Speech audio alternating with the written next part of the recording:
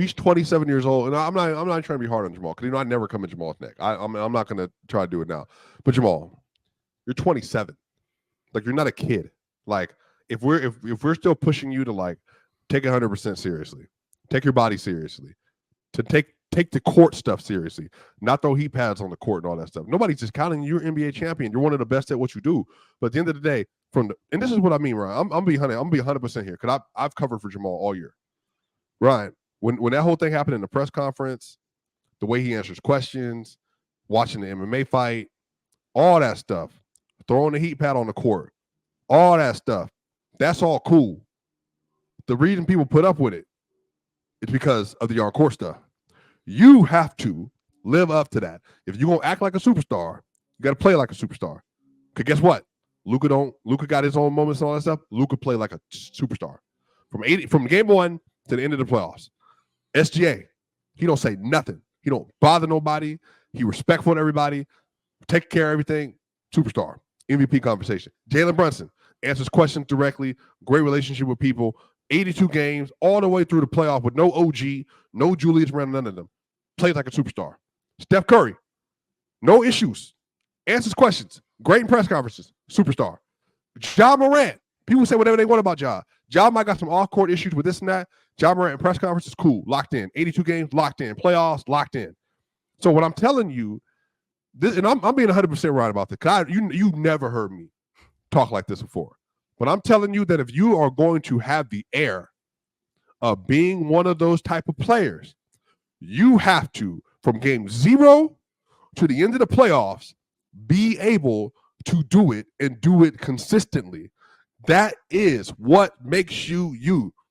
Because at the end of the day, Ryan, and this is why I always tell people, Joker is the best player in the world because game 0 to the end of the playoffs, he always is there and available. Don't mean every game, Ryan, because every game you're not going to have the same energy. That's not the way it works. Jordan didn't do that. Magic damn sure didn't do that. And Kareem definitely didn't do it. But guess what? Kareem wasn't a great interview either. Because Kareem he didn't want to trust the media. He want to talk to the media. He definitely didn't trust the white media because all kind of stuff. It was the 1970s, bro. Sure. But when it came to playing 33 and 15 every day, and you knew what time it was. So what I'm saying to you about this whole thing with Jamal, you've been walking this line. And even me, I put you top 20 last year.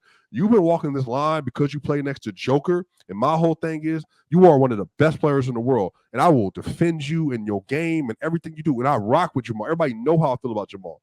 But when you get to this point, though, bro, you telling me you getting 18, 4, and 4 in the second round when your best player got 29, 11, and 8 and getting this dog tail whoop. And every time somebody bring up the series, they ain't going to bring up Jamal Murray. They might mention you, but they're going to blame Joke for not getting the job done. And so what I'm telling you is like, bro, like if you're going to carry yourself like that, which I don't think you should, I don't think Ryan deserves that. I've told you this to your face. I don't think you deserve to be talked to sometimes the way it is. But what I'm telling you is that if you're going to be that, Devin Booker don't respond that way. No, none of these dudes do that, Ryan. All the stuff you see, I know what I've heard something about Devin, but you just get in the press conference. I've seen these players.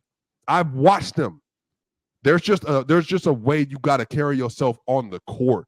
And so what I'm saying to you, bro, is like he been getting kind of a not a pass, but it's definitely like it's nut up time, Ryan. That's what I'm telling you. Like you about to be 28 years old this year. And you got one All-NBA, one MVP, one All-Star, and your second best player in all of the last 30 years when you got a player in the GOAT conversation. LeBron had Kyrie. Say whatever you want about Kyrie. Luka got Kyrie. Say whatever you want about Kyrie. Say whatever you want about Scottie Pippen. Top 50 all time. Locked in. Say whatever you want about Shaq. Lazy. Locked in. Say whatever you want about Kobe. Locked in. That's what it takes. That's what it takes. And if you're going to feel like that's you, because remember when somebody asked him, do you want to be an All-Star this year? He said, I'm an NBA champion. I'm something most people will never be. That's true. But guess what? If you are doing what you're supposed to do and where you're supposed to be, we ain't even having the conversation because we're still playing. So that's my whole thing with you, bro. I'm not even trying to be like heavy on nothing. But I'm just telling you, like, if I'm taking my Nuggets, Denver, Park Hill, 23rd, my whole life hat off, like I done been here through the grind, through the gutter. Robert Pack, everybody. I watched Antonio McDyess get traded to the Knicks. Was pissed. Nick Van Exel. I've seen it all, Ryan. I've been here. But I'm telling you right now that you get to this spot next to an all-time great player, you got to know what you're supposed to do, and that's just what it takes. So, Jamal, You're right. He should be an all-star next year. He should be a 25-5-5 player. But since 2016, you've never seen him live up to that in the regular season. And me and you, we defend him because we know his 20 is better than basically everybody else's 20 except for maybe 7 players in the league. That's simple.